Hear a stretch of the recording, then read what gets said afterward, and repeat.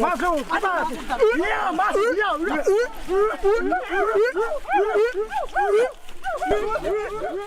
Kayu besi rawa sepanjang 17 meter ini disiapkan untuk membuat salib. Melihat panjangnya, timbul pertanyaan, siapakah yang akan disalib? Siapapun itu, pasti sesuatu yang lebih besar dari mereka. Tapi Frankie Woro, Casimilus Awe, dan warga suku Auyu di Papua Selatan ini tak akan melukai siapapun. Mereka memakai salib ini sebagai tanda perlawanan.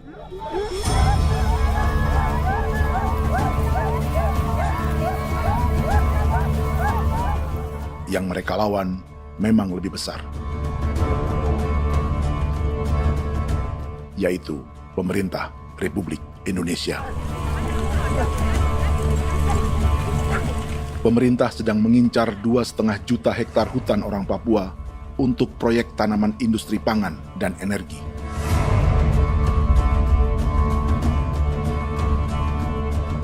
Ratusan kilometer dari salib orang-orang Auyu itu, orang Muyu sedang menyiapkan gerakannya sendiri. Tapi kali ini dalam bentuk sebuah pesta. Pesta yang disiapkan oleh marga Kimco Jinibju selama 10 tahun.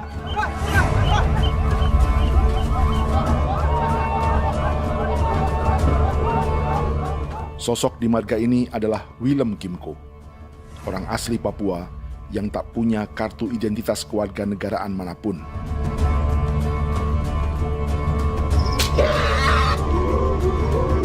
Pesta adat ini sudah cukup langka, tak hanya di Papua, bahkan di kawasan Pasifik dan peradaban Melanesia. Awalnya bayarnya ada kalau bukan. Intinya ada kode kode bipnuka, dan jitana ya kati kode beranipo. Kami mengambil kode kuning. Ada gagasan dan gerakan sosial di balik pesta orang-orang Muyu ini. Sama dengan gerakan salib merah yang dimulai orang-orang Auyu.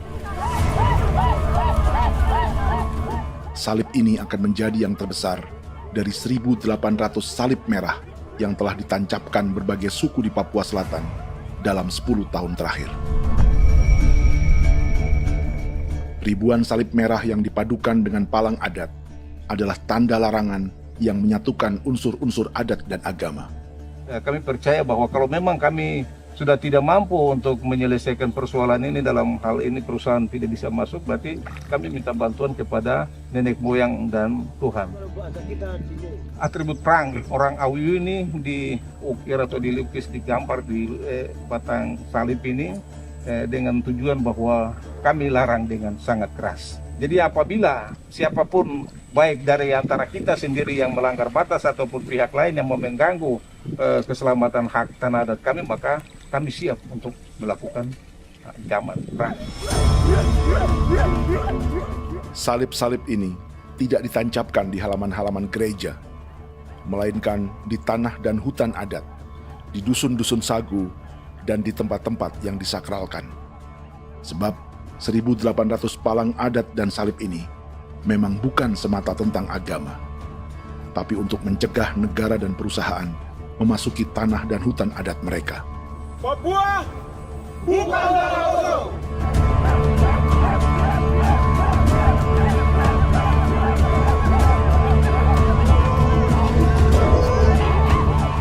Di zaman TikTok ini, kami ingin menceritakan semua ini lewat film yang pendek.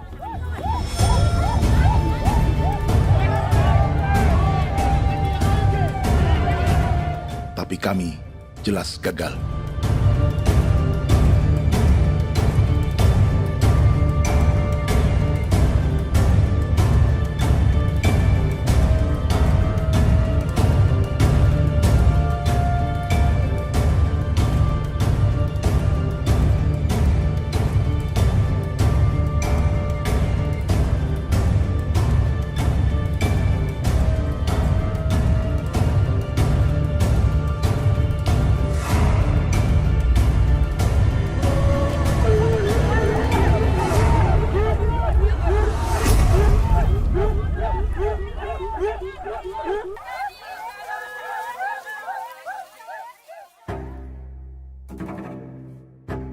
Di planet ini, ada 5 pemilik hutan hujan tropis terluas yang tersisa. Kongo di Afrika, Brazil, Peru, Bolivia, dan Indonesia.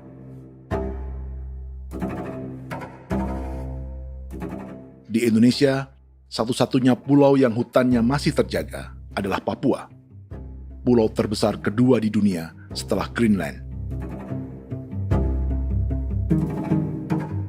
Lewat sejarah kolonialisme yang panjang, pulau ini kini dikuasai 2 negara. Bagian barat oleh Indonesia yang juga dikenal sebagai West Papua, dan bagian timur menjadi Papua Nugini. Dan tepat di perbatasan ini, di bagian Indonesia, sedang terjadi proyek pemusnahan hutan terbesar di dunia.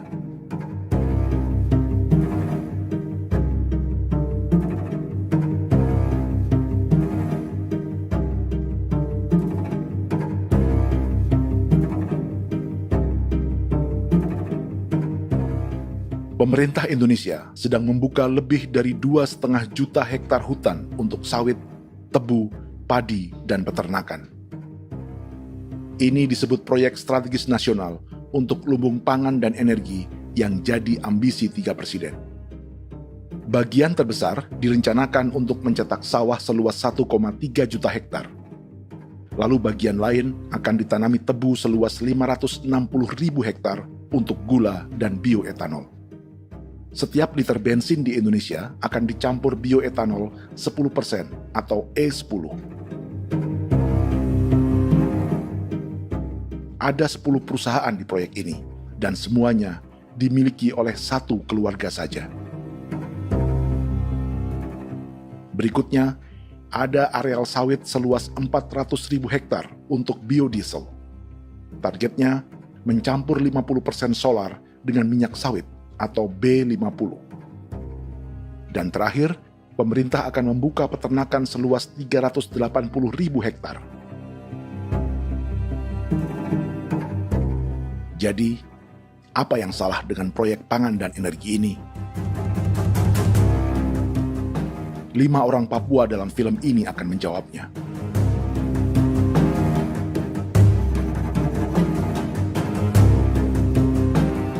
Yang pertama adalah Yasinta Moiwen dari suku Marin.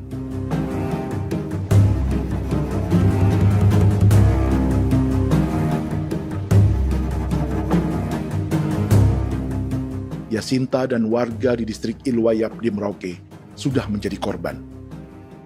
Hutan dan rawa sebagai sumber pangan dan ekonominya telah dihancurkan. Jalan sepanjang 135 km sedang dibuat, dan di kiri kanannya akan dicetak 1 juta hektar sawah. Mereka sulit menolak atau melawan. Salib sudah digeser, masih datang lagi dengan senjata nih mereka nih. Karena proyek ini juga dijaga tentara. Macam-macam senjatanya.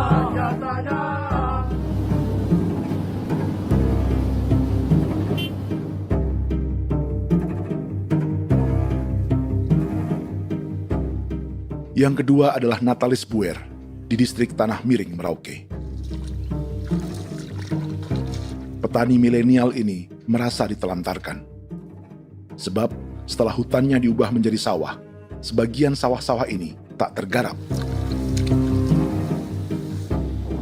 Orang asli Papua seperti Natalis tak punya modal untuk benih, pupuk, perawatan, hingga ongkos panen.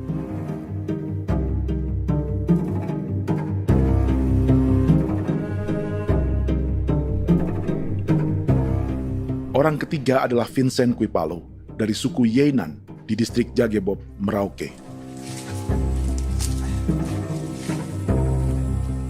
Vincent dan suku Ye sedang menjadi korban. Hutan adat orang-orang Ye sedang dihancurkan untuk perkebunan tebu dan bioetanol. Tanah mereka juga diincar untuk markas-markas militer, pasukan yang akan menjaga proyek pangan dan energi ini.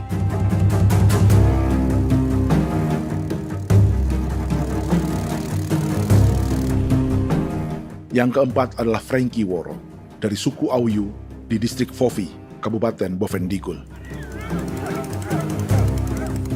Hutan dan tanah mereka terancam perluasan perkebunan sawit untuk campuran biodiesel atau B50. Orang-orang dari suku Auyu ini adalah calon korban. Merekalah salah satu pelopor gerakan Palang Adat dan Salib Merah. Meski kadang berseberangan dengan gereja yang mereka anggap lebih mendukung pemerintah dan perusahaan. Mereka bahkan sedang merencanakan gerakan yang lebih besar, dengan salib yang lebih besar. Tanah milik Somu Sobisiba itu bahwa tanah ini diciptakan oleh Tuhan dan memberikan warisan kepada kami. Kami ini hanya hak jaga.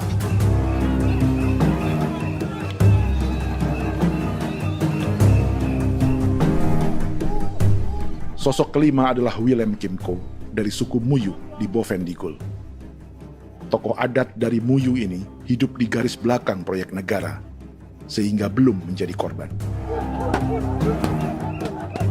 Tapi mereka sedang bersiap menghadapi segala kemungkinan. Tinggal di belantara dan perbatasan membuat sebagian mereka tak punya status kewarganegaraan. Tapi mereka telah hidup jauh sebelum ada Indonesia atau Papua Nugini.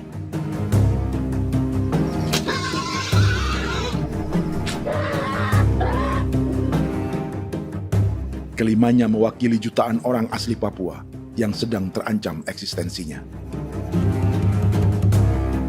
Jika kita merasa kepunahan peradaban Neanderthal di Eropa, Aztec dan Inca di Amerika, atau aborigin di Australia adalah sejarah masa lalu, film ini menceritakan bagaimana pemusnahan sebuah bangsa dan kepunahan sebuah peradaban sedang terjadi di masa hidup kita. Kepunahan bukan karena kerusakan lingkungan dan ruang hidup semata, juga karena dihantam 60 tahun operasi militer.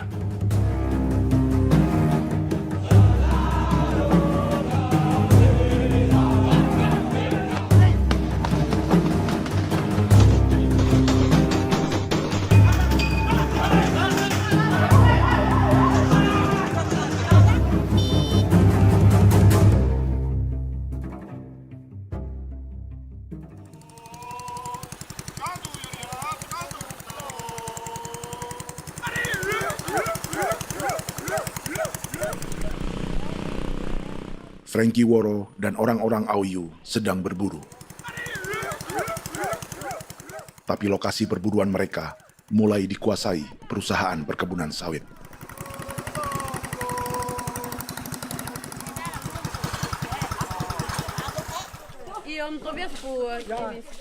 Kita akan menuju arah ke Inabusu. Di sana kami akan masuk di wilayah konsesi perusahaan PT Indo Asiana Lestari, dan di situ ya ada survei-survei mereka yang mereka pernah lakukan, tapi juga kami ada lakukan tanda-tanda saksi di sana.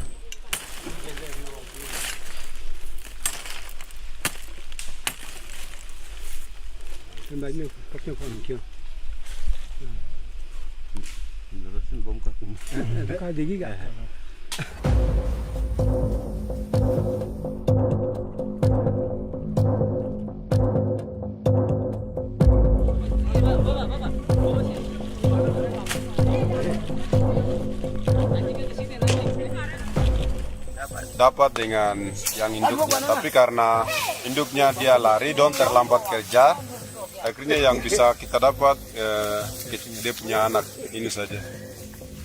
Ini kalau pakai bahan kayak asli.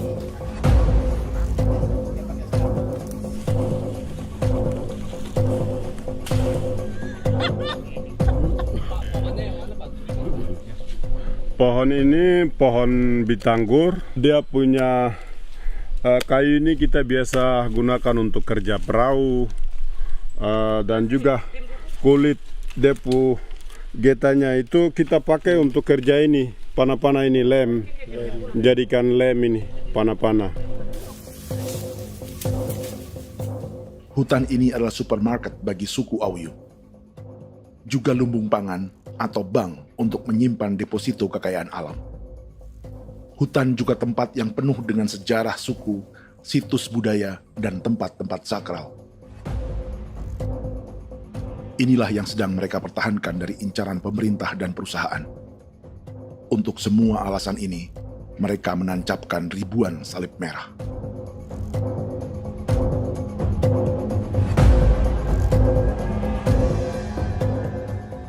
Tapi dari kampung, warga suku Auyu memberi kabar pada Frankie tentang intimidasi oleh aparat negara agar mereka melepas tanah ke perusahaan sawit dan berhenti memasang palang adat dan salib merah. Ada beberapa titik yang saya sudah siap, tetapi di sini emergensi dari saya, terutama di Kampung Sokanggon, PT Damai Timber. Dia mengganggu saya dengan menggunakan kekerasan maupun pihak hukum. Dan kemarin saya ada pernyataan penolakan secara resmi, tapi masih tetap dengan menggunakan pihak hukum untuk masuk, untuk harus dituntut saya untuk harus diterima perusahaan itu. Kita di situ ada 15 marga, tetapi 15 marga juga tidak setuju. Marga-marga siapa yang terima dan marga-marga mana saja yang menolak. Nanti kita lihat dari pertimbangan itu, dan di situ dan kita undang mereka untuk bicara dengan kami. Sebagai sosok yang aktif dalam gerakan, warga Auyu terus memberi informasi lapangan kepada Frankie yang tak selalu berada di kampungnya. Izin pernyataan yang mereka paksa saya untuk tanda tangan itu, tapi sementara saya tidak tanda tangan. Data semua ada di tangan saya. Ya. Baik, kalau gitu itu lebih bagus karena tanda tangan itu yang berbahaya. Iya. Tanda tangan itu yang lebih berbahaya karena sekarang ini modern dan canggih, dan itu yang mereka biasa pakai untuk tipu muslihat. Mereka biasa pakai itu di tanda tangan itu. Betul. Dari Bambisa juga di Sofia dia masuk untuk memaksakan kami marga untuk harus menerima perusahaan itu. Tapi kemarin kami sudah menolak. Babinsa di sini nama bosku. Itu yang sekarang strategi militer yang sekarang mereka pakai. Jadi yang penting masyarakat itu yang benar-benar mau menolak siap dukung ketua marga siapa yang nanti tampil. Ini adalah peta konsesi sawit untuk biodiesel dalam proyek strategis nasional. Dan di distrik Fofi inilah, orang-orang Auyu hidup dari sungai dan hutan. Tapi Frankie di Bovendigul masih lebih beruntung. Setidaknya dibandingkan Yasinta Moyen di Merauke yang sudah kehilangan hutan dan rawanya.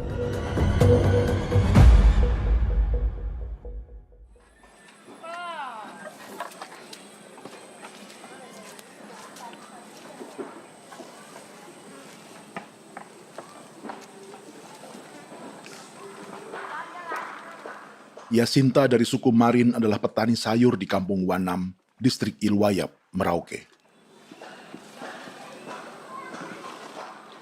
Memanfaatkan lahan yang ada, ia berkebun dan menjual hasilnya ke pasar kampung.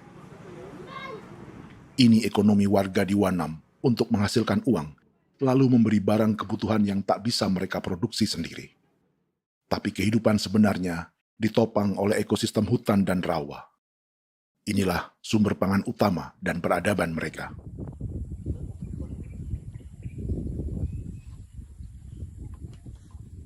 Namun ketenangan ini diusik ketika tiba-tiba pada Mei 2024, di Pelabuhan Wanam datang ratusan alat berat untuk proyek pangan dan energi pemerintah.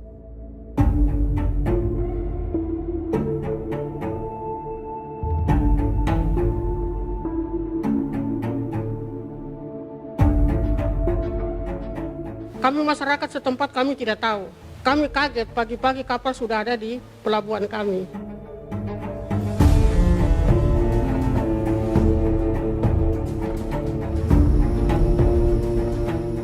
Yasinta Moiwen atau Enrika Gebze dan warga lainnya tak pernah diajak bicara atau dimintai pendapat. Seakan-akan Papua adalah tanah kosong. Kita suka kaget yang dong bawa turun alat berat dong bawa turun, kita kaget masyarakat. Dorang subongkar itu kayu-kayu.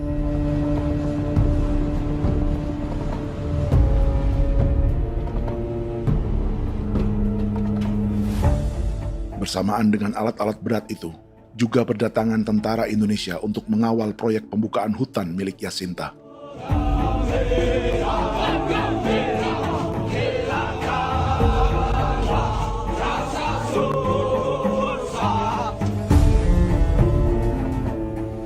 Ribu alat berat didatangkan dari Cina ke Papua oleh perusahaan bernama John Lin Group sebagai kontraktor pemerintah. Ini disebut sebagai pesanan eskavator terbesar di dunia dengan nilai 4 triliun rupiah. Misinya membuka hutan dan rawa milik orang Marin, salah satunya untuk membangun jalan sepanjang 135 km. Sementara di kiri kanannya akan dicetak sawah yang ditargetkan seluas 1,3 juta hektar. Jalan berupa garis lurus ini bukan rute tradisional ekonomi masyarakat. Jalan ini akan menghubungkan kawasan perkebunan sawit dan tebu di sebelah timur, juga untuk mobilisasi pasukan militer. John Lin Group adalah perusahaan yang dimiliki Andi Samsudin Arsyad atau yang dikenal dengan Haji Isam. Sebagian orang mengenalnya sebagai pengusaha yang hobi balapan mobil.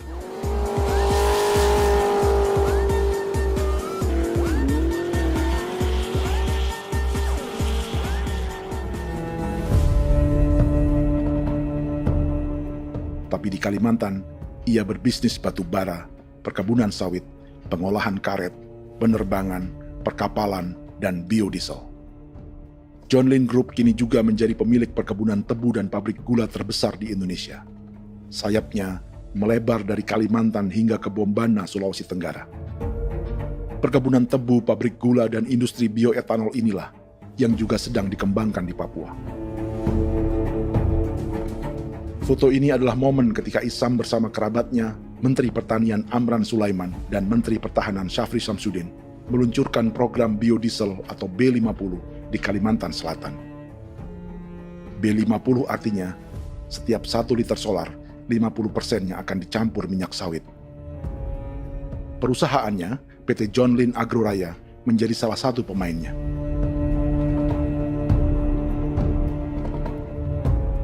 Sepanjang tahun 2025, saham PT John Lin Agroraya pernah naik hingga 700%.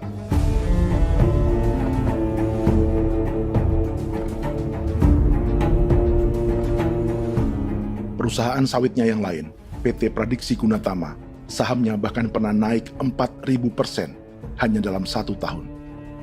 Dari harga saham ini saja, nilai kekayaan keluarga Isam diperkirakan mencapai 100 triliun rupiah lebih, menjadikannya salah satu keluarga terkaya di Indonesia dan salah satu pemain penting industri bioenergi. Dan di Papua Selatan inilah sebagian sawit-sawit untuk mendukung program B50 akan ditanam. Inilah tanah orang-orang Wambon, Muyu, Marin, Yei, atau Auyu seperti Frankie Wor.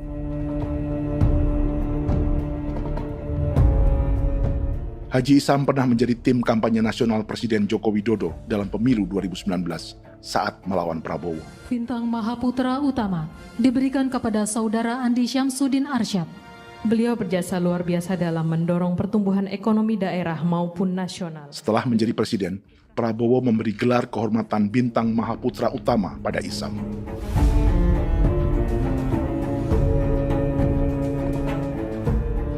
Sejumlah menteri Prabowo, juga kerabat dan orang-orang yang pernah bekerja di perusahaan Isam.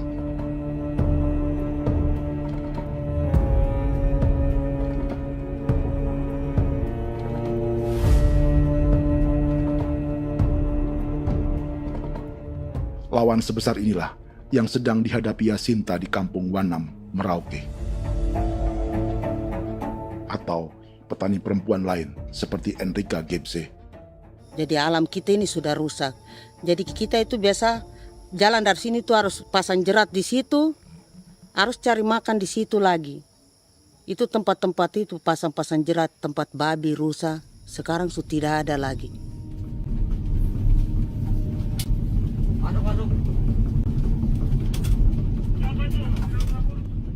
Rekaman ini memberi gambaran bagaimana Kasuari kehilangan rumah di bekas hutan dan rawa yang telah dibabat.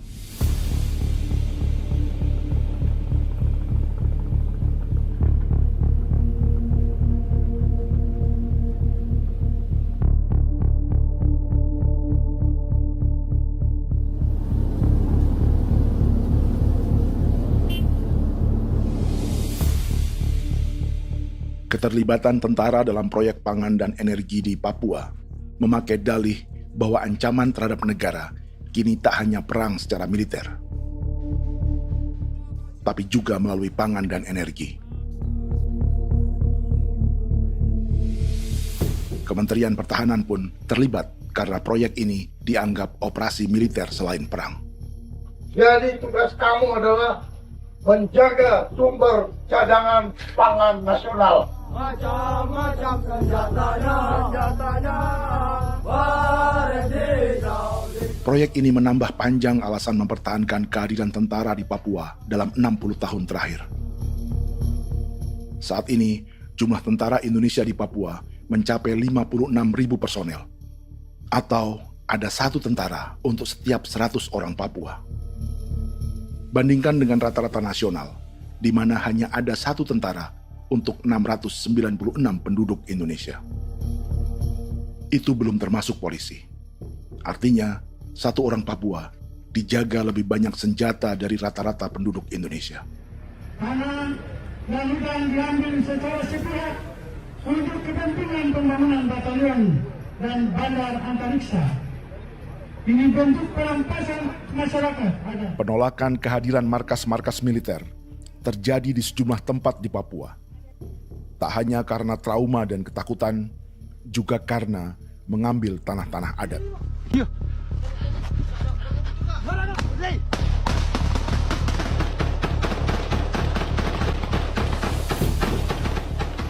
Salah satu alasan mengapa militer terus ditambah di Papua, karena masih ada perlawanan dari Organisasi Papua Merdeka atau OPM selama 50 tahun terakhir.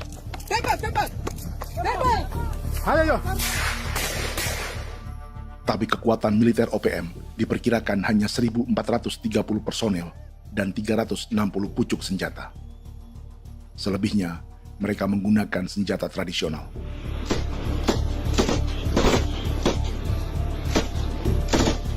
Dengan demikian, kekuatan tentara dan polisi di Papua 58 kali lebih besar dari gerilyawan Organisasi Papua Merdeka.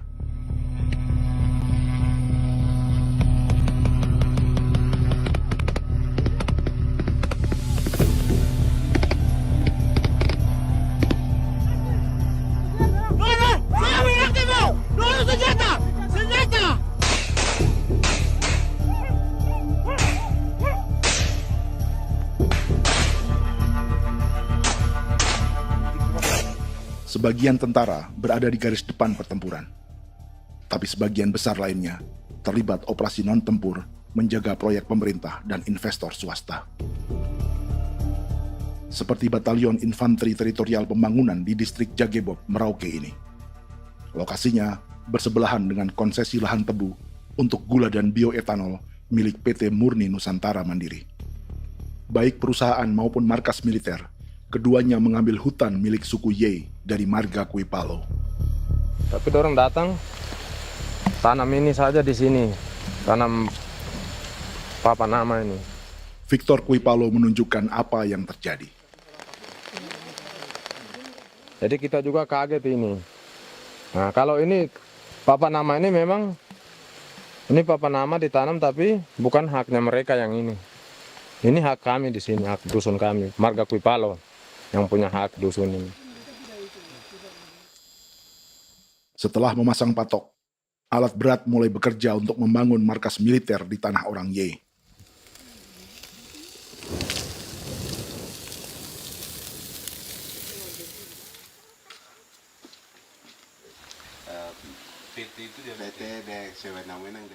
Kehadiran markas militer mengkhawatirkan warga yang pernah mengalami trauma. Takut kenapa? Kalau macam yang awal macam sekarang bu kampung hidup ini kan aman. Terus kenapa harus didirikan korem di sini? Bukankah dengan adanya Korem semakin aman ada tentara di sini? Kalau untuk kampung kayaknya tidak bisa aman kalau ada tentara, paling masyarakat dipukul itu ini. Kalau kampung hidup begini malah saya sejahtera dan saya punya masyarakat. Apa pernah ada pengalaman buruk sebelumnya dengan tentara di daerah sini? Ada yang cerita waktu pos-pos di sini tuh di 13, 12 itu zaman katanya Patimura. Memang kasihan. Malah kita punya orang ini yang dianiaya betul, dipukul. Disuruh kerja bakti tidak mau atau lama mencari, namanya kita pangkur sagu itu butuh waktu 1 minggu. Kalau lama begitu ya paling diseret apa pukul itu. Operasi militer Indonesia di Papua dimulai tahun 1962 lewat Operasi Trikora. Tapi perlawanan bersenjata pertama di Papua baru dilakukan tahun 1965 di Manokwari.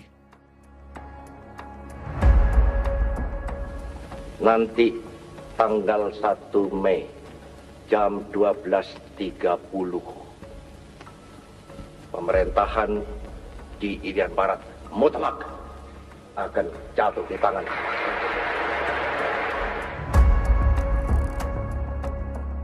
Sejak itu, selama 60 tahun, operasi militer untuk menaklukkan Papua terus dilakukan.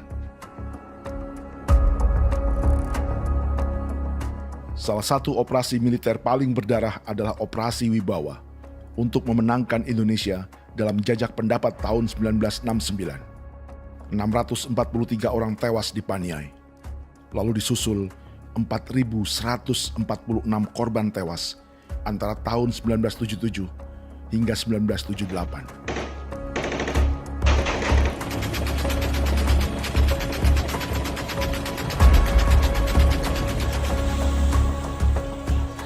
Operasi militer ini menimbulkan gelombang pengungsian hingga kini. Dewan Gereja Papua mencatat 103.000 orang menjadi pengungsi pada tahun 2025 dan nyaris tak diberitakan media-media Jakarta. Jumlah pengungsi terbesar tercatat di Nduga yang mencapai 20.000 jiwa. Banyak di antaranya yang sedang hamil, seperti Jubiana, salah satu pengungsi Nduga. Jadi ini takarik masih kaki be muguruk berselari namen wane kosel bigari me egirik munene an nimbo misle berselari ne wam darik lek prak de oi gore bangal no so ndak lo yo nandam yanet ndang no yat de nanen di ko nerwa membri wal marwa egirik munene wa tri ngel no semana ngal siak kaya berkumpulnya masalah orang me wako seluk. Ri namen wani ko semane kuman nak wani ndemo ko ndak misal namen bere ko ko nak no semane ne. Nebe minit waru ra kana bi nindige. War de mino pragit de laina bulan Maret April yana mana kantan barang na lire na bam ne. Jubiana lalu menamai anaknya pengungsi Kogoya. Selain Jubiana, juga ada Emma dari Maibrat yang melahirkan di hutan. Sampai di kampung gini, katanya bilang ada tentara yang bangun jembatan. Ya, capek itu juga pun masih tahan. Kembali lagi ke hutan lagi. Itu sampai sejatuh di tengah jalan. Orang sampai terbanting di kayu semuanya. Berasa sakit begitu. Melengkapnya tuh Domika Serli, pengungsi Wako. Masyarakat sipil dari Kampung Aitrem sementara mengungsi karena kampungnya sementara dikuasai oleh TNI Polri. Seratusan ribu pengungsi di Papua saat ini jauh melampaui jumlah yang mengungsi ke Papua Nugini tahun 1984, yaitu 10.000 orang karena menghindari operasi militer.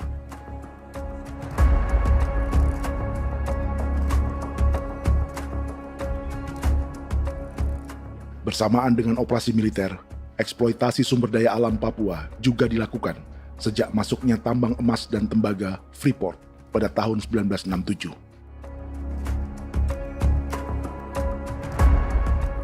Disusul perkebunan sawit awal tahun 1980-an. Lalu ada perburuan buaya untuk diambil kulitnya. Sebelumnya, ada eksploitasi gas alam di Teluk Bintuni, pencarian besar-besaran kayu gaharu, atau pembukaan hutan tanaman industri. Ini belum termasuk perburuan dan perdagangan ikan arwana di selatan Papua, penebangan kayu merbau dari hutan-hutan Jayapura, emas di Blok Wabu Intan Jaya, bahkan nikel di pulau-pulau kecil Raja Ampat. Dan kini, dalam skala yang belum pernah terjadi dalam sejarah, Papua dipaksa mencetak sawah, tebu untuk bioetanol, dan sawit untuk biodiesel.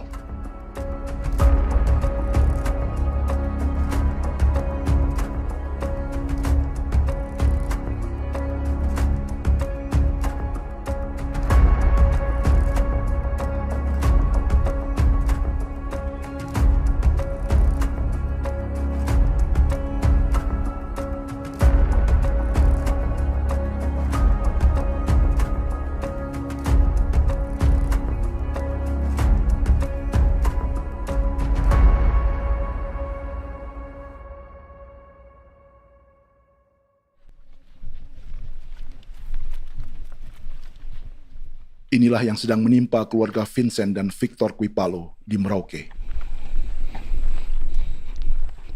Hutan mereka diambil untuk markas militer dan industri perkebunan, PT Murni Nusantara Mandiri. 1 dari 10 perusahaan yang diberi konsesi untuk menanam tebu dan memproduksi gula serta bioetanol seluas 52.000 hektar.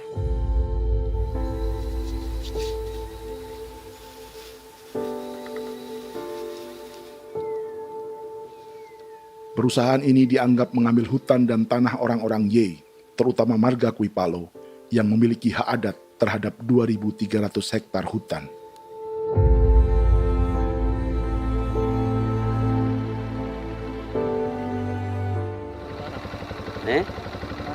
Tentara? Tentara. Oh iya, tentara.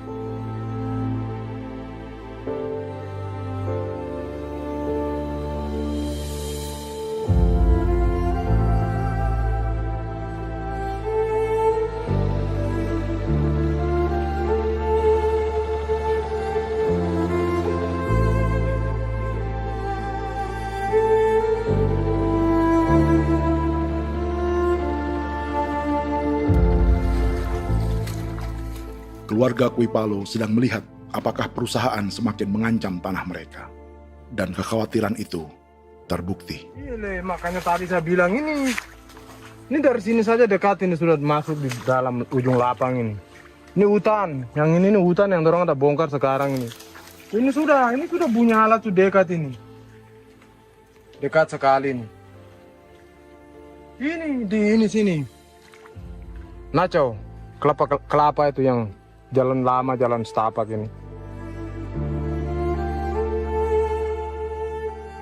Dari udara, terlihat alat-alat berat semakin mendekati tanah orang-orang Ye, marga Kuipalo.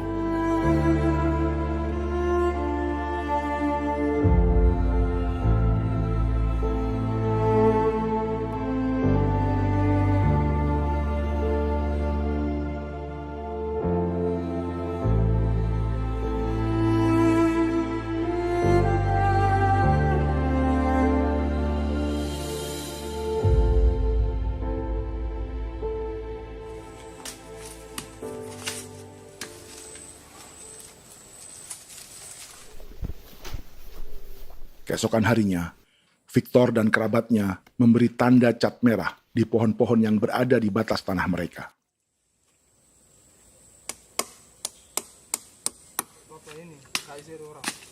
Tapi tanda peringatan adat ini tak diindahkan perusahaan.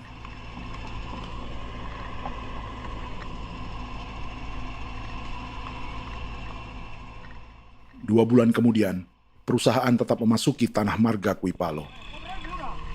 Sama-sama. Kami manusia, kau lihat. Tapi tidak sakit hati sekali saya kasih tahu adik. Ini sama baik kalau pikiran berubah lagi hari ini. Kami juga punya tangan, hanya beda rambut. Mister itu juga. Woi, buka. Tidak.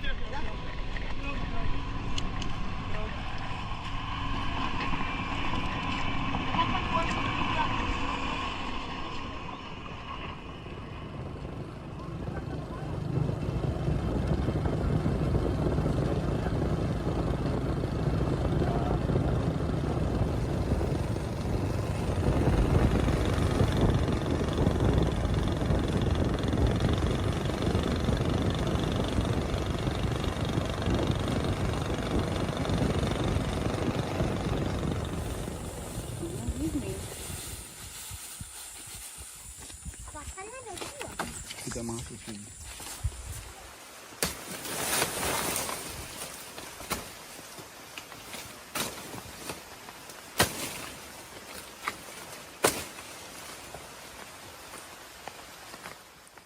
Jadi ya untuk itu seperti saya katakan tadi, apakah lebih baik kita tidak usah ada kan atau bagaimana, kita pisahkan,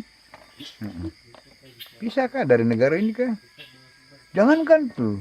Saya kemarin bicara sama Daniel, datang sama saya dengan persoalan Kodam ini, saya bilang Pak Daniel kalau lebih baik saya ngungsi ke Papua Nugini.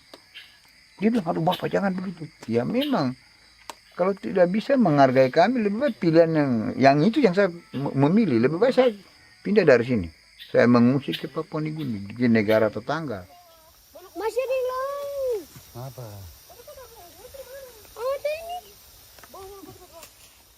Saya bilang sama Kapolsek Pak, Agustus ini 17 Agustus saya tidak kasih naik bendera merah putih. Saya bendera ada, nanti saya taruh di meja. Bendera saya ada. Karena saya punya pikiran percuma kita ini merasa bahwa kita hidup di bawah naungan merah putih. Ternyata merah putih tidak lindungi kami. Tidak anggap kami sebagai kami rakyatnya. Dia lambang negara. Dan kami menghargai lambang negara itu. Ternyata lambang negara ini, kita bernaung di bawah lambang negara ini, kita tidak dilindungi. Hak kita tidak dihargai.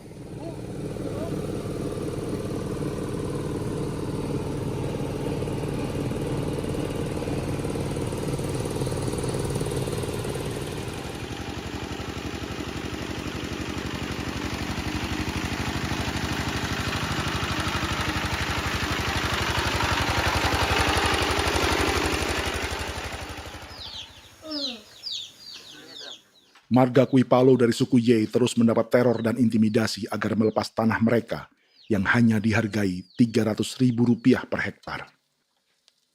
Tapi mereka tidak berjualan tanah. Makanya mama itu tidak suka untuk lepas tanah. Untuk apa? Baru di dalam hutan itu ada obat-obat tradisi. Itu sudah Kalau macam ada sayur juga, kita ambil sayur yang dia tumbuh sendiri. Jadi kita ini mau kemana, kalau itu sudah digusur, ya habis. Kita ini jadi penonton. Jangan sampai kita ini duduk minta di jalan.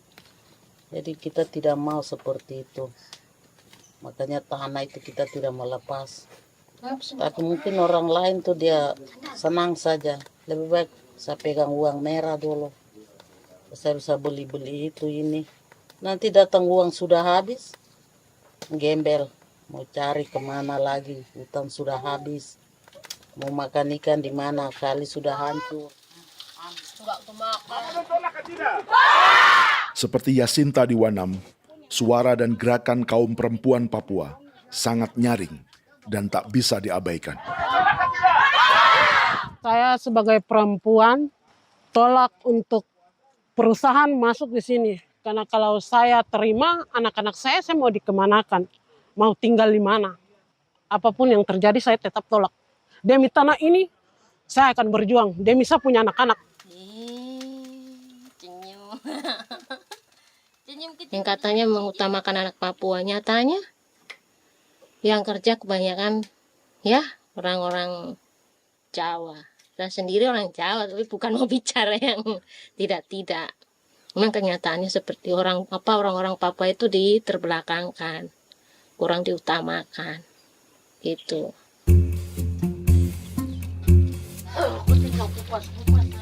Proyek food estate seperti mencetak sawah, bukannya tak diikuti warga Papua.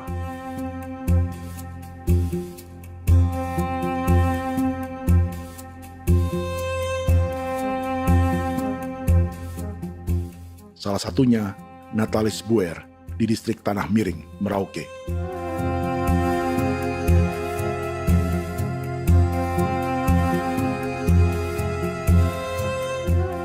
Setelah menghabisi hutan, pemerintah Indonesia mencetak sawah untuk tanaman padi karena beras mulai menjadi makanan pokok menggantikan sagu. Sebagian besar penggarapnya adalah warga transmigran yang datang sejak era 1980-an. Bahkan petani transmigran sudah ada sejak Belanda membuka proyek padi kumbe di distrik Kurik. Lokasi yang sering jadi langganan pejabat Indonesia memamerkan sawah di Papua. Tapi Natalis juga ingin belajar menanam padi atau bersawah. Namun ia kesulitan karena dibutuhkan modal untuk benih, pupuk, hingga pemeliharaan dan panen. Lalu sawah-sawah ini pun mulai dikuasai pendatang.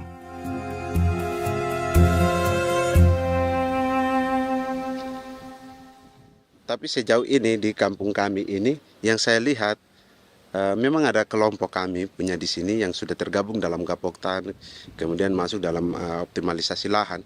Tapi baru saya anak asli yang punya lahan di sini. Mereka tidak punya.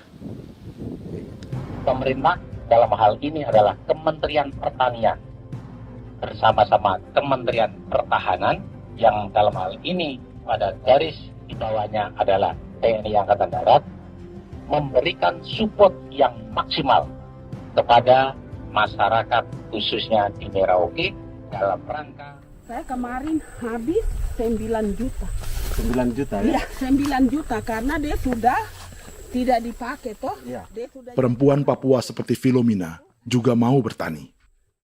Pemerintah memberi bantuan Rp900.000 per hektar lewat program optimalisasi lahan atau OPLAH. Tapi dibanding biaya produksi dan harga jual gabah, Filomena mengaku berkali-kali rugi dan kini memutuskan tak lagi menggarap sawahnya. Terus kita harus cari uang untuk kembang. Betul. Karung kita beli. Karung beri sendiri lagi. Tenda kita beli. Ini dari yang offline ini don tidak siapkan. Tidak ada. Tidak ada ya, jadi mama don sendiri. Itu yang saya bilang, 900.000. Itu modal untuk kerja sawah ini. Mulai dari kerja sampai nanti panen. Panen. Wih, ngeri sekali. Iya, lucu toh? Tidak dapat itu. Betul, Mam. Dong maksud begini. Kalau disuruh tanam ubi berhektar-hektar, mari datang. Kita tahu cara rawatnya bagaimana, Iya. tanamnya bagaimana, tanam model bagaimana supaya hasilnya model begitu.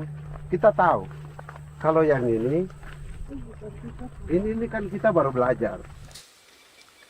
Sebagian hutan milik warga Senayu di Merauke sudah dibuka untuk sawah dan kebun tebu oleh PT Global Papua Abadi. Proyek pertanian ini dikerjakan oleh Kodim Merauke. Mereka melepas sebagian tanah karena ingin belajar bertani. Saya tete nenek moyang tidak ajar saya tanam padi. Tapi saya mau berubah. Generasi saya yang berikut ini besok lusa tidak bisa makan pisang, sagu. Namun program optimalisasi lahan yang dijanjikan dengan berbagai bantuan tak dirasakan Filomena. Obat rumput beli, obat padi beli, jonder kita bayar, bahkan bibit masih kurang, cari bibit lagi beli. Jadi saya memang kalau program pemerintah saya sama sekali saya tidak suka.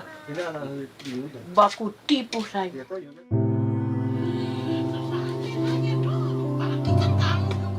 Mereka merasa ditinggalkan sendiri, jatuh bangun belajar bertani padi. Sementara sumber pangan dan air yang semula mudah didapat, kini telah berganti sawah dan kebun tebu. Dulu kita masih bisa jalan, nanti masak di kali, pakai air kali. Minum pakai air kali. Sekarang, kok mau masak? Tidak ada air, Air sudah susu, mau minum tidak bisa. Sudah dengan obat. Don semprot tebu itu saja drone. Drone yang semprot. Saya lihat di itu. Jadi kita bukan drone yang terbang di atas untuk disemprot. Dong lempar pupuk di bawah ya dia mengalir ke kali. Mengalir ke kali, ke rawa-rawa.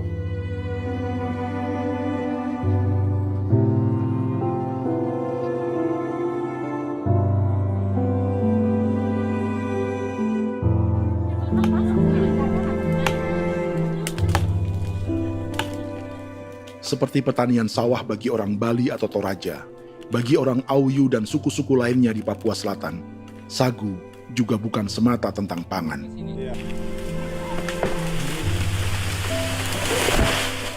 Bagi orang Auyu dan Marin, sagu adalah kerabat, sosok orang tua, sosok nenek moyang yang harus dijaga dan dilindungi. Lagi bikin apa mama ini mama? Pakai tokok itu sagu.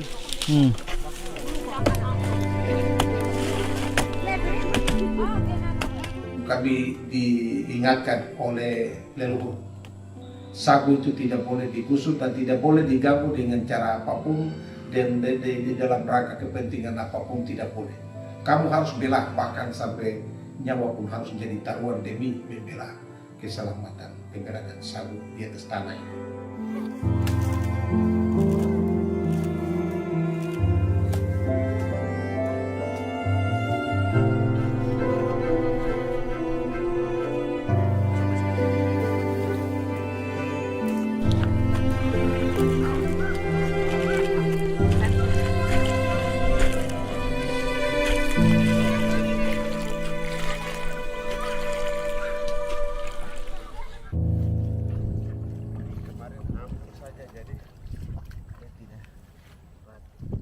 Menurut Natalis, pemerintah di Jakarta mendefinisikan lumbung pangan semata urusan beras dan mencetak sawah. Sebenarnya orang Papua itu bukan tidak bisa bertani. Kami tanam ubi itu bagian dari pertanian. Nah, pertanian yang dimaksud oleh pemerintah itu harusnya selalu, itu kalau bisa pemerintah harus spesifikkan. Pertanian apa yang dimaksud? Pertanian tanam padi atau pertanian tanam ubi, petasan dan lain-lain. Ini yang harus dispesifikkan dulu. Begitu, sehingga tidak menjustifikasi kami orang asli Marin bahwa kami tidak bisa bertani. Bukan. Kami buka kebun besar-besar di sana, bahkan bermeter-meter, ratus-ratus meter pakai sekop, bukan pakai ekskavator, tapi ini pakai skop. Itu pertanian, begitu. Bagi Natalis, alih-alih memaksimalkan sawah-sawah yang sudah ada untuk petani Papua, pemerintah selalu membuka hutan baru, seperti dikerjakan perusahaan John Lynn Group dan melibatkan tentara. Padahal, sejarah keterlibatan militer dalam proyek food estate atau cetak sawah adalah sejarah kegagalan yang bertubi-tubi 4 presiden selama 30 tahun terakhir.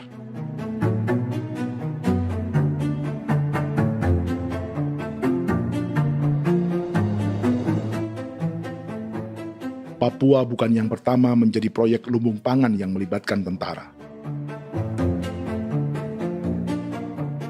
Kalimantan telah menjadi korban 30 tahun sebelumnya.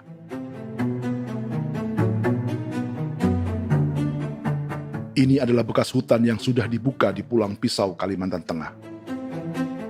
Tahun 1996, di era Presiden Jenderal Soeharto, ia menghabisi 1 juta hutan di lahan gambut untuk mencetak sawah demi memenuhi ambisi swasembada beras, bukan swasembada pangan. Hutan tropis Kalimantan dihabisi dalam skala yang belum pernah terjadi dalam sejarah. Di bawah rezim militeristik, tak ada yang berani melawan keinginan Soeharto, termasuk orang Dayak seperti Kuneng. Nggak bisa dihalangi itu. Nggak boleh dihalangi. Ya kalau ada kata-kata aja menghalangi, sudah kita diseret ke kepolisian dulu. Atau bisa langsung di PKI-kan. Iya, di PKI-kan gitulah. Jadi kita tuh nggak berani apa-apa dulu tuh. Ya. Apa maunya aja. Misal bilangnya A. Setahun setelah pengundulan hutan skala besar itu, tahun 1997, untuk pertama kalinya Kalimantan mengalami kebakaran lahan dan kabut asap terbesar dalam sejarah.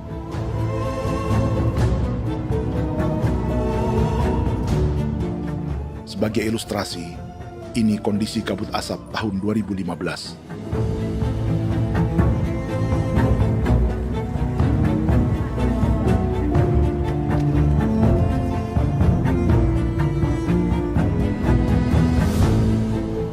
Proyek 1 juta hektar sawah Jenderal Soeharto itu gagal. Bendungan dan saluran irigasi mangkrak hingga kini. Mei 1998, rezim Soeharto tumbang. 2 tahun setelah ia menumbangkan jutaan hektar pohon di Kalimantan. Setiap tahun, lokasi ini menyumbang kebakaran dan kabut asap yang merugikan jutaan orang. Sawah yang berhasil di Kalimantan justru bukan sawah yang dibangun Jenderal Soeharto, melainkan yang dirintis para transmigran sejak era 1980-an. Sawah-sawah inilah yang ikut digarap oleh militer di era Presiden Joko Widodo. Dan hasil dari proyek food estate Presiden Jokowi itu sama sekali jong nih, nggak ada harapan lagi sudah seperti ini. Tapi Jokowi terus memperluas area food estate hingga 16.000 hektar. Presiden Jokowi juga menyerahkan urusan lumbung pangan ini kepada Prabowo yang saat itu menjadi Menteri Pertahanan. Salah satunya di Kabupaten Gunung Mas, Kalimantan Tengah, untuk membuka perkebunan singkong seluas 31.000 hektar. Food Estate Singkong Jenderal Prabowo ini dimulai dengan membuka 600 hektar hutan di Tawai Baru. Proyek singkong untuk bioetanol ini pun dijaga tentara. Dan seperti Jenderal Soeharto, proyek Jenderal Prabowo ini pun gagal.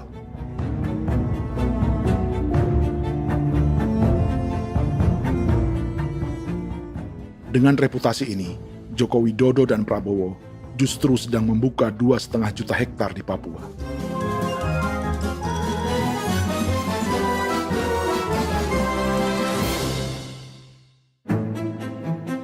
Setelah Jenderal Soeharto, Presiden Jenderal Susilo Bambang Yudhoyono juga mencoba membuka food estate di Papua sejak tahun 2010. Namanya Merauke Integrated Food and Energy Estate atau MIFE. Proyek ini juga gagal. Lalu di lokasi yang sama, Jokowi berusaha meneruskan dengan proyek mencetak sawah 1,2 juta hektar yang juga gagal. Sekarang yang paling siap adalah 1,2 hektar. Yang 1,2 juta hektar. Dan kini, Prabowo yang pernah gagal dengan 600 hektar singkong di Kalimantan justru akan mengulangi di Papua dengan skala 2,5 juta hektar. Di daerah Papua pun harus ditanam kelapa sawit supaya bisa menghasilkan juga BBM dari kelapa sawit. Dalam setiap proyek pangan dan energi di Papua, yang lebih menonjol bukan tanaman pangannya, melainkan untuk energi atau bahan bakarnya. Sawit untuk biodiesel dan tebu untuk industri bioetanol.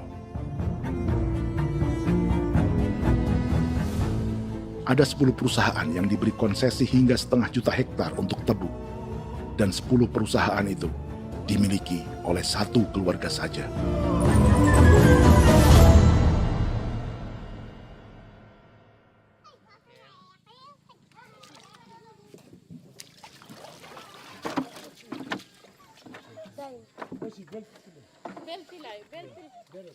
Para perempuan Auyu di Bovendigul akan berangkat memancing. Priska Beni membantu menyiapkan perahu.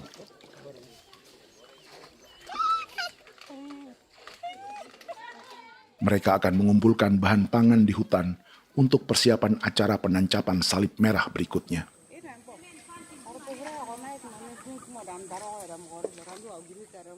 Priska sudah mengambil posisi memancing.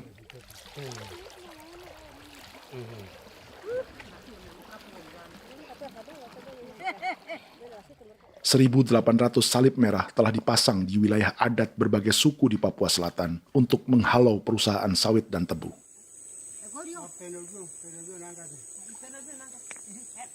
Maria Tebung yang paling muda datang membawa hasil. 2 ekor ikan gastor alias gabus toraja. Sebagai generasi Z, pendidikannya sampai sekolah dasar. Di perusahaan perkebunan seperti sawit atau tebu, ijazah SD hanya bisa menjadi buruh kasar. Tapi ia tak tertarik. Karena kita hidup itu dari alam, kita pancing, juga di darat, bawa anjing, terus bikin pagar sagu, dapat babi, bawa baru kita makan. Jadi kita tidak mau perusahaan masuk. Kita tidak akan terima. Sementara Priska Beni masih mencari peruntungan. Tapi baginya, menjadi nelayan di Sungai Fofi masih lebih baik daripada bekerja 9 tahun di perkebunan sawit. Sudah pengalaman, jadi kita tidak mau lagi. Seberapa lama ketika kerja itu? Selama di sana. 9 tahun di sana. 9 tahun? Saya baru pulang dari perusahaan. Selama 9 tahun kerja di sawit, bisa punya rumah kah? Atau Tidak. motor kah? Tidak. Johnson kah? Tidak. Cuma makan saja. Pendapatan juga kan tidak lebih. Habis dimakan.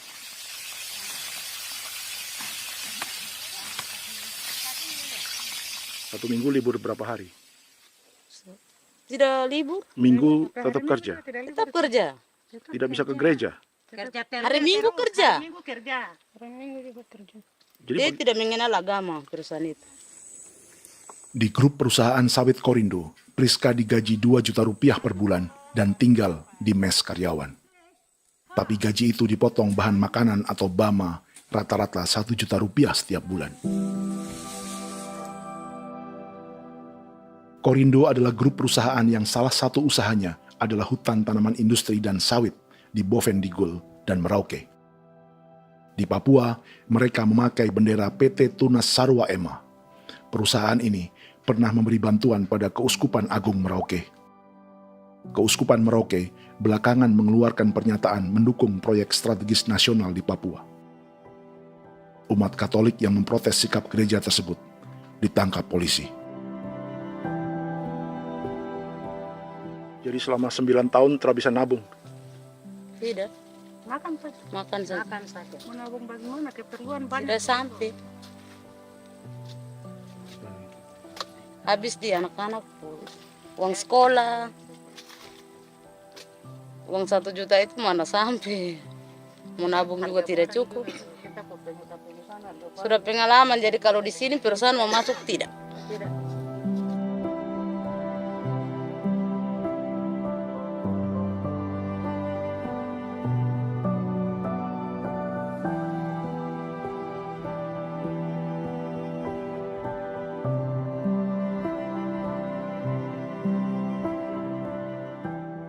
Dan menu makan siang seperti ini agaknya sulit bagi buruh sawit atau tebu yang digaji 2 juta rupiah per bulan.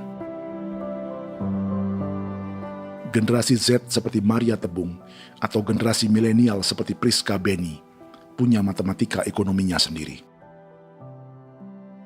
Sawit untuk biodiesel atau tebu untuk bioetanol tak akan ada bedanya bagi mereka.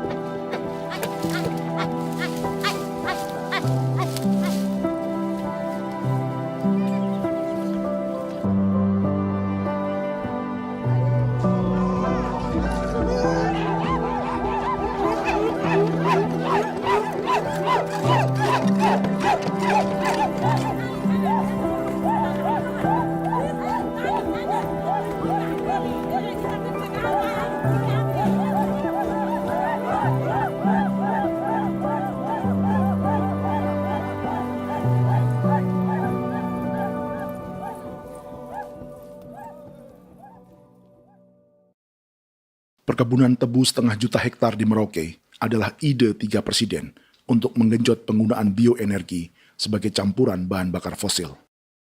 Selain swasembada pangan, swasembada energi di daerah Papua pun harus ditanam kelapa sawit supaya bisa menghasilkan juga BBM dari kelapa sawit.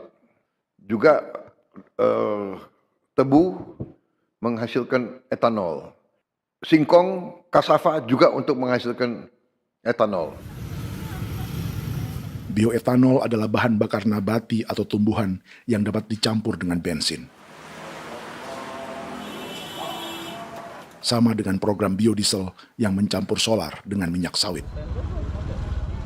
Pertamina saat ini sudah menjual BBM bioetanol dengan campuran 5% yang dipasarkan dengan merek Pertamax Green 95.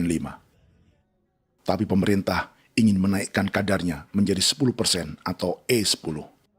Maka ke depan kita akan mendorong untuk ada E10. Kemarin malam sudah kami rapat dengan Bapak Presiden.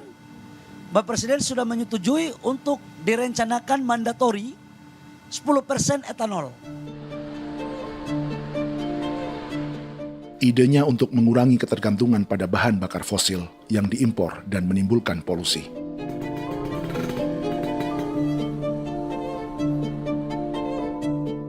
Tapi bioetanol bukannya tak mengorbankan lingkungan, hutan, rawa, dan manusia. Karena program E10 membutuhkan 7,3 miliar liter bioetanol, maka lahan yang dibuka untuk menanam tebu bisa mencapai 1,3 juta hektar. Sementara saat ini, luas perkebunan tebu di Indonesia hanya 500 sampai 600 ribu hektar. Artinya, butuh lahan baru hingga 800 ribu hektar untuk menanam tebu. Dan 500 ribu hektar diantaranya sedang dibuka di Papua. Hutan yang tadinya untuk menumbuhkan pangan berubah jadi tanaman untuk bahan bakar di jalanan. Kecepatan pulihnya hutan beradu dengan jumlah dan kecepatan kendaraan di jalanan.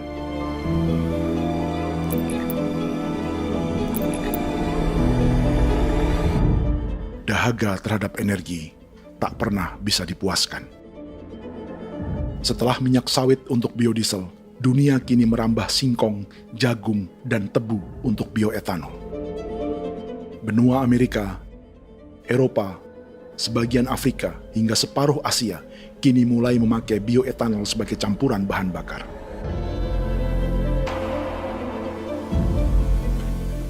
Selain perebutan lahan, masa depan dunia juga dibayangi semakin mahalnya harga pangan karena persaingan antara perut manusia dengan tangki kendaraan. Ini adalah lokasi perkebunan tebu dan bioetanol PT Murni Nusantara Mandiri yang mengancam tanah Vincent Quipalo dan orang-orang Ye di Merauke. Beberapa kilometer di selatan adalah PT Global Papua Abadi yang mengancam tanah orang-orang Muyu dan Marin. Dua perusahaan ini adalah bagian dari 10 perusahaan yang mendapat konsesi lahan untuk tebu dan bioetanol di Merauke. Batas konsesi mereka bahkan sama dengan batas negara Indonesia dengan Papua Nugini. Salah satu ciri bahwa peta konsesi ini dibuat di Jakarta dari atas meja. Sama seperti kolonial Inggris dan Belanda ketika mereka membagi Pulau Papua dengan garis lurus pada abad 19.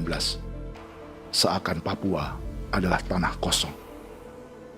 Bedanya, meski peta konsesi ini mengatur batas 10 perusahaan, tapi perusahaan-perusahaan ini sebenarnya dimiliki oleh satu keluarga saja. Ini nama 9 dari 10 perusahaan tebu dan bioetanol di Merauke, Papua. 99% saham mereka dimiliki sebuah perusahaan bernama PT Merauke Nusantara Manis. Sementara 1% sisanya dimiliki PT Merauke Gula Mandiri. Tapi saham kedua perusahaan ini dimiliki PT Merauke Sugar Group. Dan perusahaan ini, 90% sahamnya dimiliki pengusaha bernama Angelia Bonaventure Sudirman, serta perusahaan bernama Zico Trust dan Resource Harvest. Lalu 10% lainnya dikuasai PT Papua Energi Abadi, yang pemiliknya adalah Dudi Christian dan Angel Madeline. Sekarang, mari kita lihat siapa mereka. Angelia Sudirman adalah keponakan dari salah satu konglomerat sawit Indonesia, Martias Fangiono. 9 perusahaan di Papua ini berada di bawah bendera Merauke Sugar Group. Dan Merauke Sugar Group hanya satu dari 7 grup perusahaan milik keluarga Fangiono.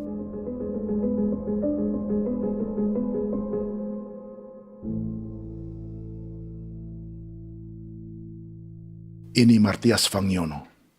Seperti Haji Isam, Martias selama ini dikenal sebagai pengusaha sawit yang kini merambah bisnis tebu dan bioetanol. Ini momen saat penanaman perdana tebu di Merauke bersama Presiden Joko Widodo Juli 2024. Di sini juga ada anak Martias Fangiono, yaitu Wirastuti Fangiono. Wirastuti adalah salah satu yang menonjol dari keluarga Fangiono.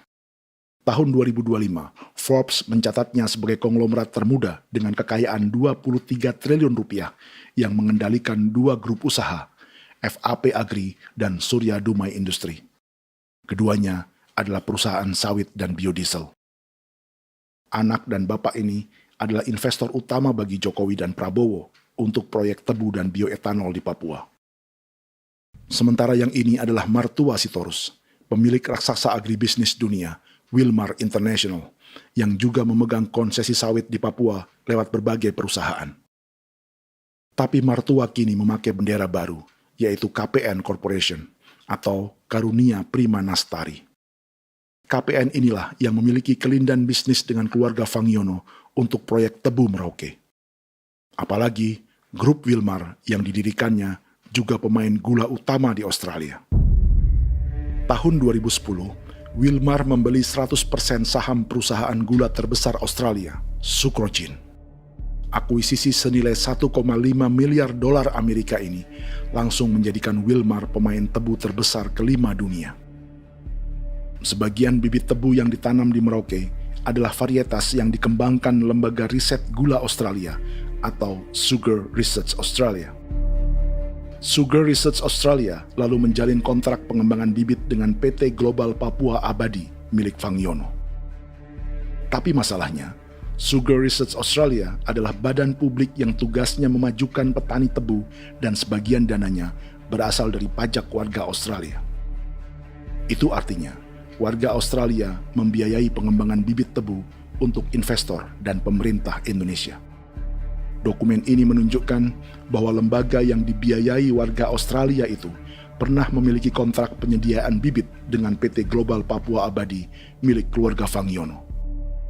Kontrak itu baru berakhir pada November 2024. Artinya, saat Presiden Jokowi dan keluarga Fangiono menanam bibit tebu pada Juli 2024 ini, kontrak itu masih berlaku. Nama lain dalam keluarga ini adalah Siliandra Fangiono, yang pada tahun 2024 dijuluki Raja Sawit Termuda dengan kekayaan 39 triliun rupiah dalam catatan Forbes. Ia mengendalikan grup First Resources. Secara umum, keluarga Fangiono memiliki 20 perusahaan di Sumatera, 32 perusahaan di Kalimantan, 1 di Jakarta, 2 di Singapura, dan 25 perusahaan di Papua. Di Papua, perusahaannya tersebar dari Sorong, Mapi, hingga Merauke. Para politikus dan pejabat Indonesia terus membesarkan konglomerasi, meski Martias Fangiono pernah divonis 1,5 tahun penjara karena kasus pembalakan liar dan kebun sawit ilegal tahun 2007. Sementara tahun 2022, Wilmar terlibat kasus korupsi ekspor minyak sawit dan divonis mengembalikan kerugian negara 11,8 triliun rupiah. Tumpukan uang ini disebut sebagai pembayaran dari grup Wilmar yang diterima secara simbolis oleh Presiden Prabowo pada Juni 2025 lalu. Tapi peran raksasa biodiesel dan bioetanol dunia ini belum akan surut di Indonesia. Bahkan sebaliknya. Sebuah dokumen presentasi bisnis dari Wilmar International Limited pada tahun 2010 ini bisa menjadi petunjuk. Presentasi ini bagian dari proses pembelian 100% saham raksasa tebu Australia, Sucrogin. Dalam presentasi ini, Wilmar mengaku ditawari konsesi lahan 200.000 hektar di Papua, atau dulu disebut Irian Jaya, untuk menanam tebu. Dengan penerbangan hanya 2,5 jam dari kantor Sucrogin di kota Townsville ke Merauke, Wilmar akan mengawinkan bisnis gula dan bioetanolnya menjadi pemain dunia. Dan lokasi yang diincar oleh Wilmar adalah distrik Ilwayap di Merauke, kampung halaman Yasinta Moiwen. Dan persis disinilah, 14 tahun kemudian, ribuan eskavator John Lynn Group milik Haji Isam mulai membuka hutan sebagai kontraktor pemerintah. Presentasi dan gagasan ini dibuat oleh Wilmar pada Juli tahun 2010. Sebulan kemudian, Agustus 2010, pemerintah Presiden Susilo Bambang Yudhoyono meluncurkan proyek Lumbung Pangan dan Energi Merauke atau Merauke Integrated Food and Energy Estate. Targetnya membuka lahan 1 juta hektar dalam 5 klaster yang masing-masing 200.000 hektar. Angka yang sama dengan presentasi Wilmar. 5 tahun kemudian, 2015, giliran Presiden Joko Widodo yang mau melanjutkan proyek pangan dan energi 1,2 juta hektar. Menjelang pensiun sebagai presiden, Jokowi kembali menggencarkan proyek ini dan melibatkan Prabowo sebagai Menteri Pertahanan. Jokowi lalu mendukung Prabowo sebagai presiden berpasangan dengan anaknya, Gibran Rakabuming Raka sebagai wakil presiden. Kini, setelah menjadi presiden, giliran Prabowo yang melanjutkan proyek bioetanol dan biodiesel dengan memobilisasi militer dan melibatkan pejabat-pejabat yang juga para elit partai koalisinya.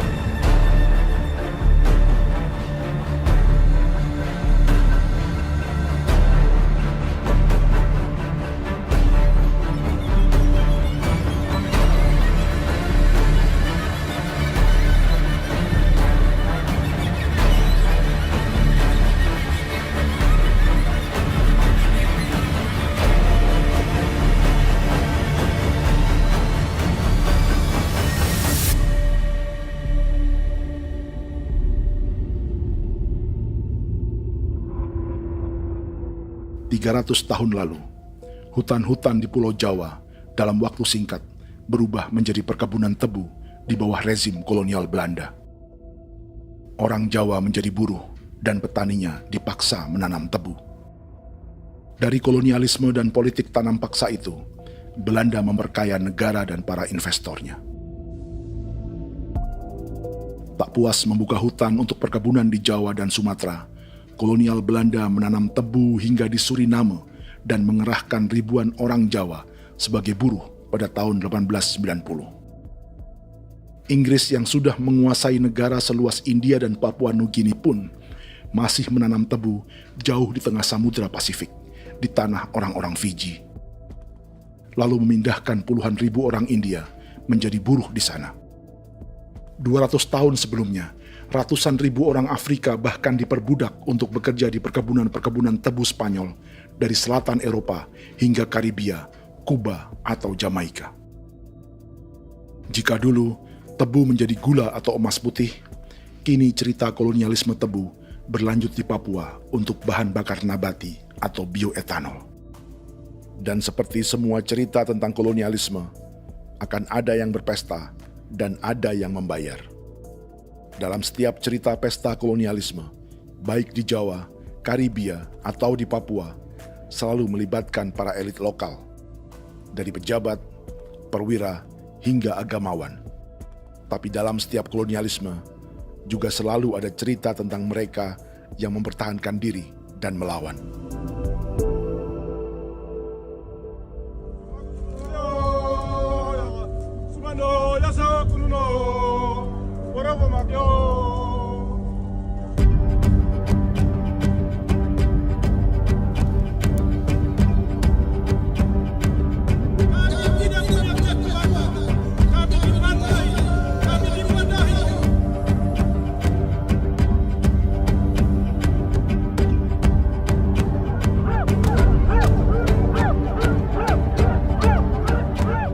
Dalam sejarah Gereja Katolik banyak pemimpin-pemimpin yang adalah tanda petik itu adalah Judas-Judas juga. Jadi itu sudah pasti karena itu adalah manusia. Satu sisi sebagai manusia dalam perjalanan digoda, apalagi ada dalam posisi-posisi jabatan, ya mungkin banyak tawaran-tawaran lain, lalu disitulah terjadi pergeseran keberpihakannya kepada misi gereja tadi itu untuk umat, untuk mereka yang tertindas. Orang kirim ekskavator, orang kirim tentara, orang kirim polisi. Pukul kami bukan pencuri, kami tidak pernah mencuri orang barang. Kami tidak pernah menangis ke orang lain. Kami tidak pernah menangis ke kita bapak mama, kami menangis kepadamu. Tuhan kami lemah. Tidak tahu. Dia kata begini hijau cikui. Orang datang ke bangsa kami, ke wilayah kami untuk kasih habis kami.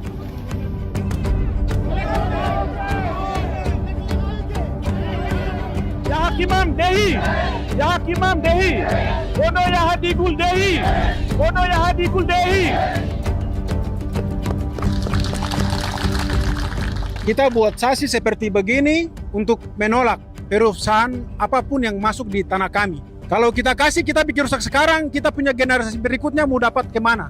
Jadi kita nyatakan sikap di sore hari ini, kami tolak. Apa yang dilakukan pemerintah untuk PSN adalah kejahatan. Pemerintah bagian dari kejahatan, aktor perusak dan pembunuh terhadap negara, terhadap alam, hutan, terhadap manusia. Jadi negara jadi aktor pembunuh. Jadi Pilatusnya siapa? Negara, pemerintah Jakarta ini. Tanah Wiu bukan kosong. Masyarakat adat kami masyarakat. Perusahaan tolak. Biar nasa.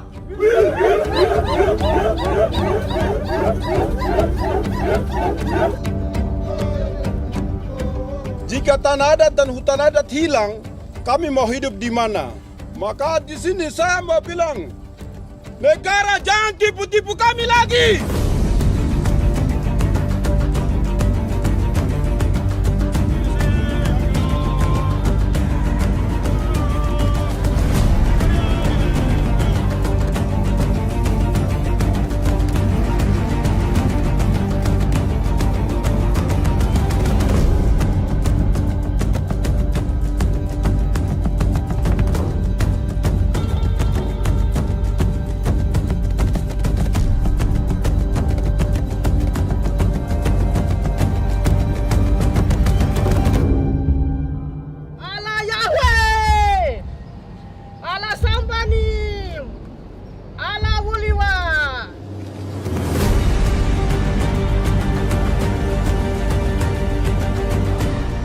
Kalau kami dianggap orang Papua itu bagian daripada Republik ini, tolong hargai kami.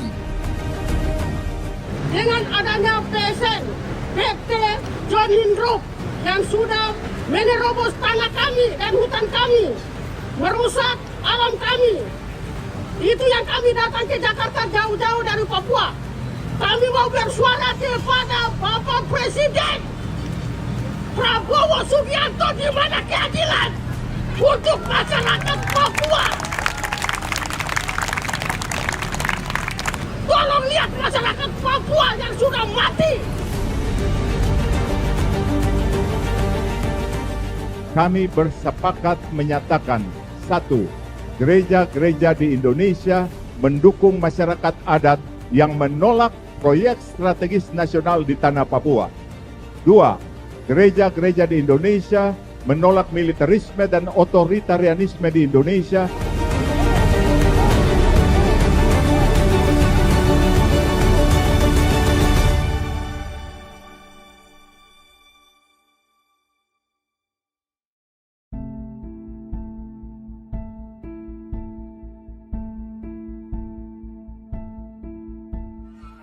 Kita sering merasa banyak hal buruk sudah jadi cerita sejarah. Dan kita sekarang hidup lebih baik, lebih beradab, atau mustahil melakukan kejahatan seperti di masa lalu. Kita tidak lagi menghukum mati orang dengan memenggal kepalanya. Kita menembaknya atau menyuntik racun agar tertidur dan mati. Tapi ada hal-hal yang tak berubah. Salah satu pembantaian yang kuat di ingatan kita adalah kejahatan Nazi atau genosida di Rwanda. Padahal pembantaian juga sedang terjadi di masa kita, seperti di Gaza, Palestina. Penghancuran sebuah peradaban seperti Indian di Amerika atau aborigin di Australia juga kita anggap masa lalu. Sekarang kita merasa lebih baik dan lebih toleran. Padahal proses penghancuran bahkan pemusnahan yang sama sedang terjadi terhadap bangsa Melanesia di Papua. Begitu juga dengan praktik kolonialisme. Kita merasa penjajahan seperti dilakukan Portugis, Inggris, atau Belanda sudah menjadi sejarah. Dan Indonesia tidak mungkin menjajah. Padahal itulah yang sedang terjadi dan dirasakan di Papua.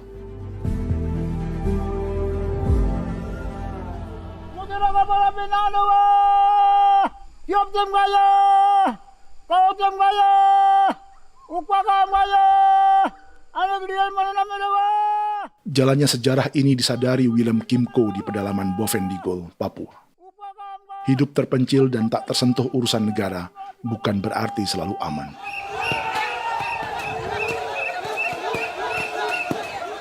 Untuk sampai di tempat ini, orang-orang Muyu menempuh 2 hari berjalan kaki mengarungi hutan, lembah, dan sungai. Termasuk mereka yang datang dari perbatasan Papua Nugini. Mereka berkumpul untuk memenuhi undangan pesta adat yang disebut Awon Atatbon atau Pesta Babi. Yang mengundang adalah marga Kimco Jinipjo. Yang dituakan di marga ini adalah Willem Kimco. Ia tak punya kartu tanda penduduk dan kewarganegaraan manapun, baik Indonesia atau Papua Nugini. Tahun 1984, 10.000 orang Papua, terutama suku Muyu, mengungsi ke Papua Nugini untuk menghindari operasi militer Indonesia, termasuk Willem Kimco.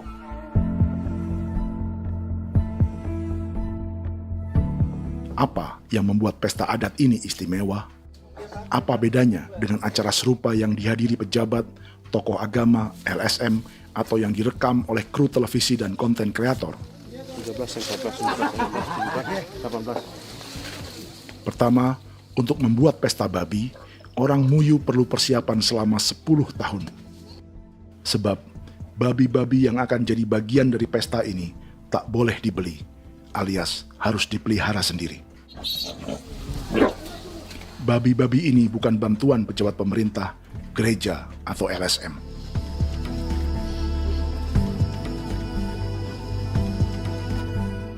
Yang kedua, babi-babi ini tidak dipelihara di kandang. Jadi punya nama babi ini kah? Harimau. Harimau? Harimau. Dia kulit dengan ini bulu di harimau, macam harimau begitu yang kasih nama harimau. Setelah diberi nama, mereka dilepas liarkan di hutan sejak kecil. 10 tahun kemudian, jika tiba saatnya pesta, para pemburu akan mencari mereka di dalam 479 hektar hutan milik marga Kimco. Suku atau marga lain tak akan mencurinya di hutan, karena mereka sudah punya babi dan wilayah masing-masing. Itu artinya, mereka harus tetap menjaga dan mempertahankan hutannya, agar babi-babi bisa hidup. Demikian juga dengan lahan pangan mereka, yang menumbuhkan sagu, keladi, atau aneka sayuran.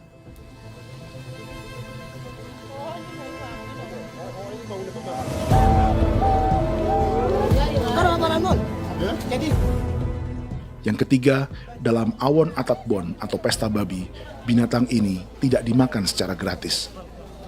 Setiap marga atau klan dalam suku Muyu akan membayar jerih payah tuan rumah menjaga hutan dan memelihara babi.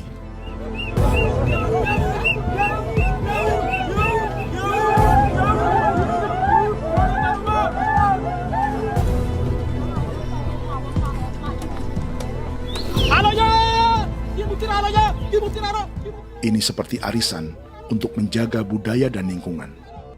Bagian dari budaya dan ekonomi timbal balik yang ditandai dengan siklus memberi dan menerima.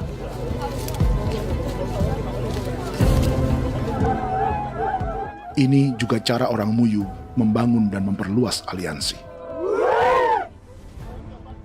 Awon bet begul bet, ulan yau kando bet, asat bet anani, asat bet jenis liga anani, oh ado amte anani, menini tu ni jaga, kepo kemo ko di mana, kepo kemo mayat ni, kep tetek mo mayango, kep kanin bet wini ke iftore wen, ni wen ni tu ni jaga dek me, oke, kepo nanti kutu aku, kepo kepasak kutu orang ni.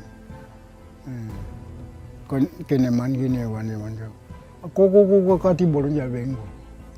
Koko kuning bolon ja. Jika Willem Kimco dan marganya bisa menjaga hutan dan wilayahnya, marga lain ikut diuntungkan sebagai sebuah ekosistem. Demikian juga sebaliknya. Alasan keempat, mengapa pesta babi ini memiliki tempat khusus dalam peradaban orang Muyu, karena Willem Kim Ko khawatir peradaban mereka akan punah, menyusul ancaman terhadap ekosistem dan hutan. Setiap marga atau klan harus mengkonsolidasi diri dan membangun aliansi.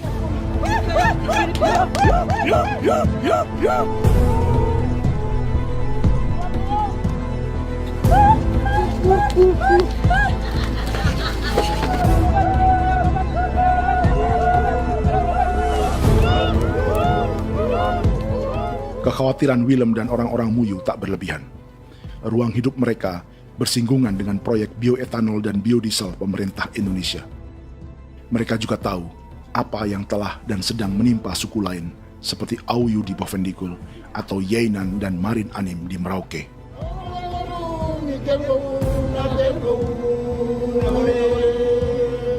Jika suku-suku lain menggunakan palang adat dan salib merah sebagai gerakan perlawanan, orang-orang Muyu memakai pesta babi untuk mempersiapkan diri dan konsolidasi. Sebab, berbeda dengan saat mengungsi tahun 1984, kali ini yang datang ke tanah orang-orang Muyu tak hanya tentara, juga alat-alat berat bersama para pebisnis pangan dan energi. Mau ke Madu, mau datang.